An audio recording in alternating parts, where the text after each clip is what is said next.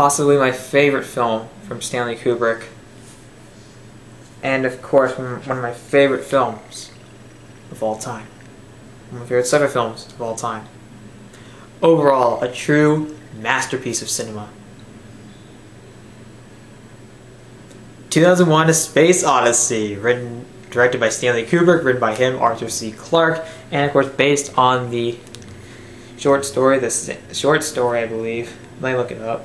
I'm an amateur, guys. I would love to do a more professional review, but guys, I'm not really devoted to that yet. Based on the novel of the same name by Arthur C. Clarke. It's also produced by Stanley Kubrick. Okay. The book was published after the movie release. It was based on the short story The Sentinel by Arthur C. Clarke himself. And of course, this movie is basically about humanity. If you want a more specific example, it's involving many different subplots. The first one involving like these apes, primates, back years ago, ancient times, long ago in history. These apes using this thing called a bone as finding this bone and using it as a weapon. It's then tossed in the air, and this perfect editing shot. Once the bone is captured in the air, then of course it cuts to a floating space station. It's pretty cool editing, actually. It's a pretty iconic moment in editing. I love that. It's pretty cool, like the advancement of man from thousands of years ago to the future. That's pretty cool. I like that.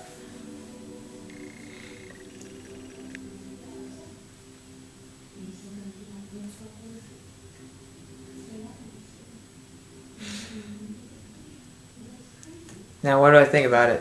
Now, this is involving also like a voyage to Jupiter. Well, this ship piloted by the sentient computer, like the AI HAL.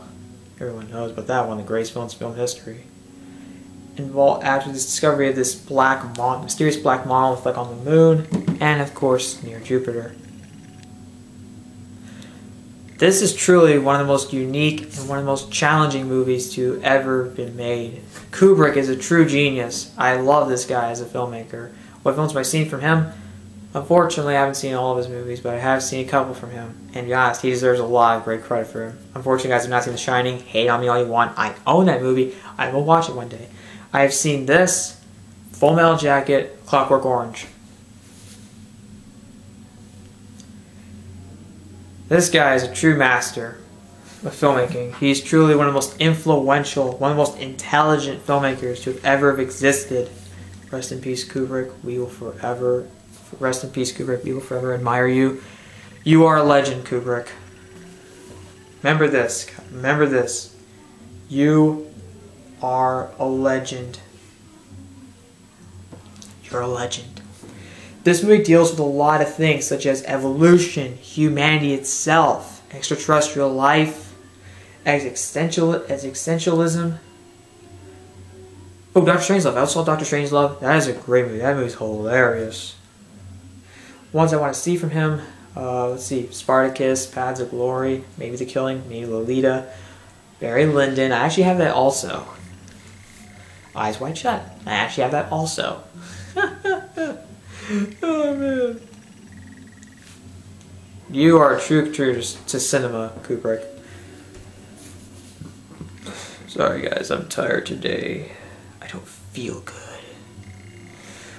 That's not a good sign if you don't feel good. Human evolution. There's a lot of themes to deal with. And it's very challenging. It's so complex. There's a lot of ambiguous stuff, such as the ending and some of the imagery. You don't really truly understand it, and sometimes you have to sometimes use your imagination to come up with your own interpretation, come up with your own explanation for what it represents, what it is. And I love this. This film's so influential in many forms. One of my favorite things about it is the visual storytelling. One of my favorite things about it, see, this movie was so non-traditional when it came out. When you ask, anything original is truly worth admiring. And this movie, there's actually Interstellar has a lot of nods to 2001: A Space Odyssey. You can obviously see it. Is that a bad thing? No, I mean, if you take inspiration from one of the greatest films of all time, that's something. I mean, sure, you made an original, but I think Nolan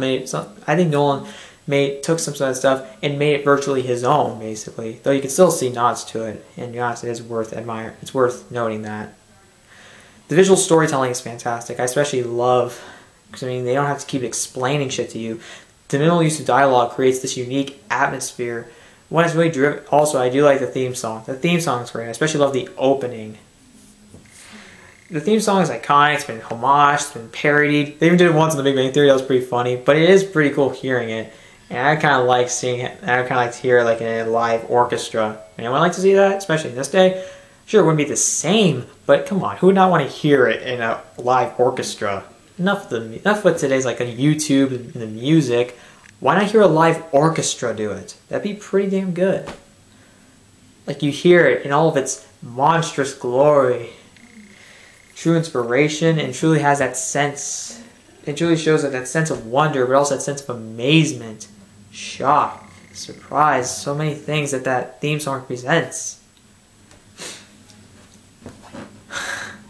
There's some great ideas on display here, and it's really worth noting about it. But what I think it really worth admiring is the visual storytelling.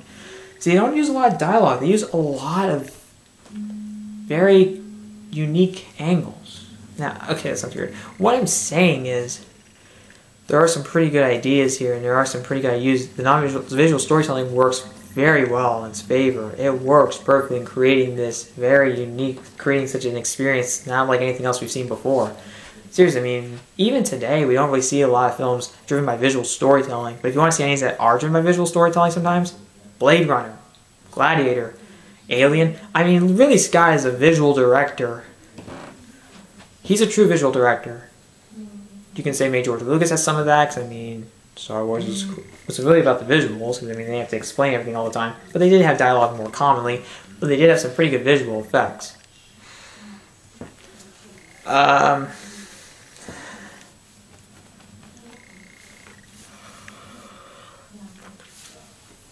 I don't know, maybe not the greatest example, but there are some good visual directors, and there are some that really should be worth pointing out.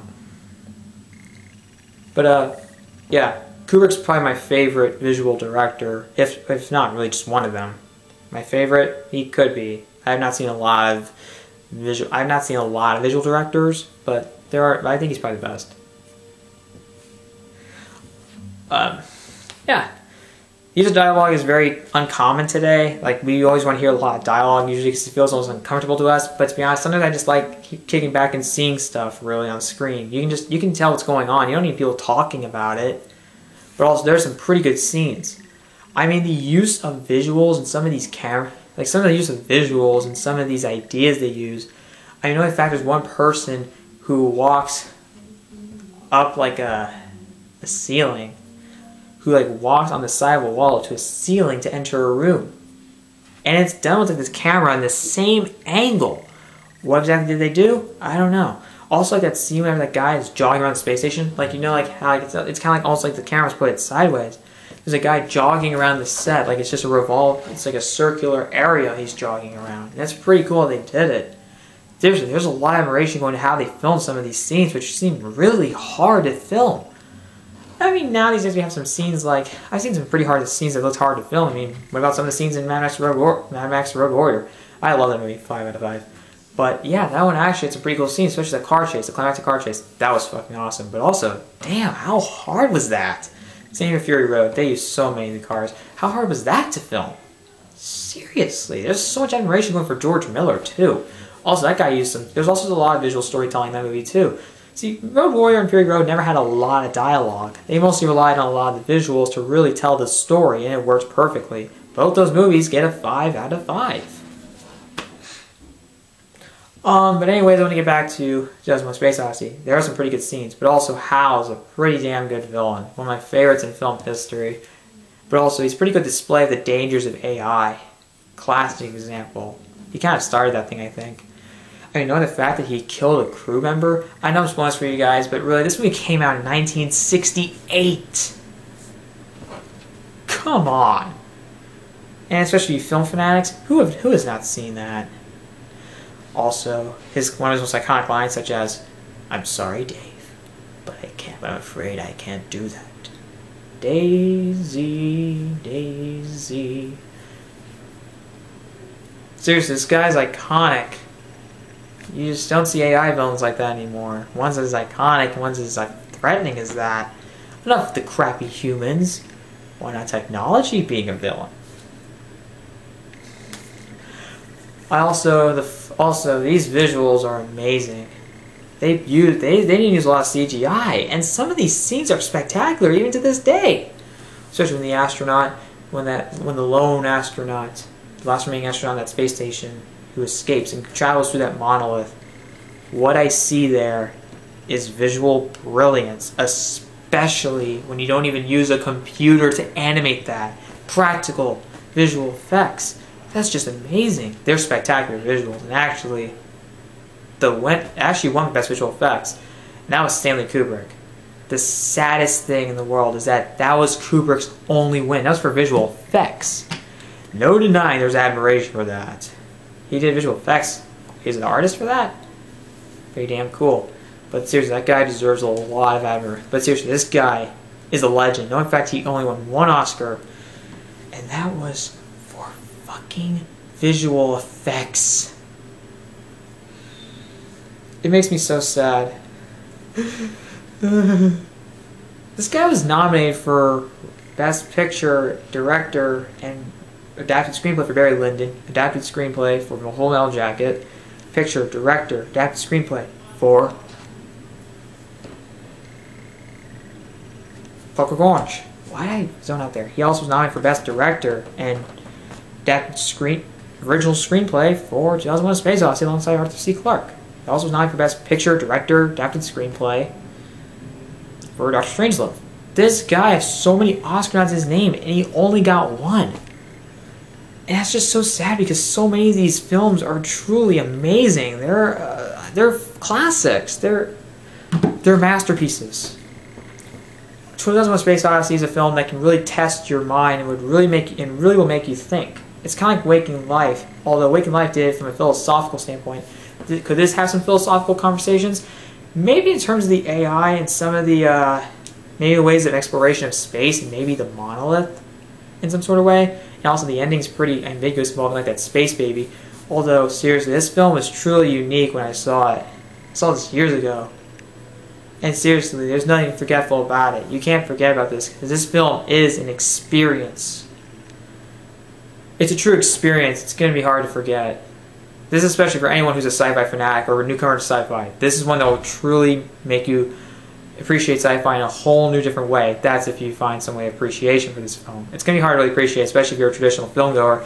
It may be hard for you to appreciate because it's not really easy to explain it, or maybe you may have some things that may not be very comfortable for you, such as the minimal use of dialogue, mostly silent, but it has this disquieting atmosphere.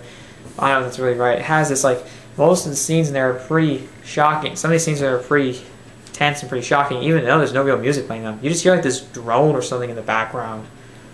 It's pretty cool. Has some interesting characters, has a great concept, it's very original, it's very complex, it's very challenging as a whole, but it is a true experience. It's a true film experience, and to be honest, I found this movie unforgettable in so many ways possible.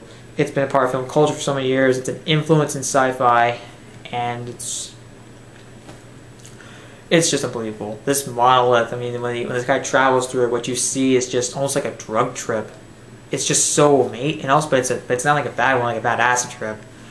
It's just so cool. These colors you're seeing, and the way he's seeing it, he's truly amazed by it. And these last few minutes are so confusing in some sort of way. It's not easy to interpret what's going on, but for some reason, I love this movie. Visual effects are amazing, great ideas, so original, so creative. Just, you don't see things like this anymore. And I wish they'd do something like this, like really challenge us as an audience, really demand us, don't insult us, really make us think. Because that really would be something. Because I mean, we're smart. We know how to think. These guys know how to as well. They know what they're doing. I love this movie. Probably my favorite Stanley Kubrick film of all time. I just love it. 2001: A Space Odyssey gets a 5 out of 5. It is it's one of my favorite films of all time. It's a true masterpiece involving just based on the evolution of man, dangerous technology, the extraterrestrial life, and there's even some philosophical aspect to it that I think is pretty interesting. It's truly an experience, guys. If you ever find this movie, like rent it or anything, or find it on TV, I really recommend you sit down and watch it, because if there's any way you can tolerate it, you may get something out of this. And I would love for you to have that experience that I had seeing this. Anyways, guys, my review for 2001: Space Odyssey. Comment below what did you think about it. What's your favorite Stanley Kubrick movie? And do you think they should make films like this? That's really the question I'm asking. I mean, do you think they should really make films like this? Comment below and subscribe to my channel for more videos.